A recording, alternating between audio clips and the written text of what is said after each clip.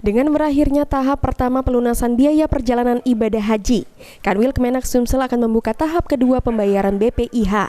Kepala Bidang Penyelenggaraan Haji dan Umroh Kanwil Kemenak Sumsel Ahmed Dacil mengatakan, tahap kedua pelunasan biaya perjalanan ibadah haji akan dibuka pada 13 Maret sampai 26 Maret. Tahap kedua pelunasan ibadah perjalanan haji ini sendiri diperuntukkan bagi jemaah yang belum mendapatkan status istitoah kesehatan, pendampingan lansia, dan pendamping mahram. Informasi terkait pelunasan alhamdulillah untuk tahap pertama sudah dilakukan mulai tanggal 10 sampai tanggal 23 Februari.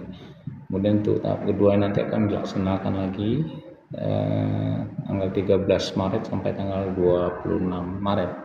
Tahap kedua ini diberikan kuotanya satu untuk jemaah yang gagal sistem, termasuk orang yang belum istitoah tadi, yang masih dalam pemulihan.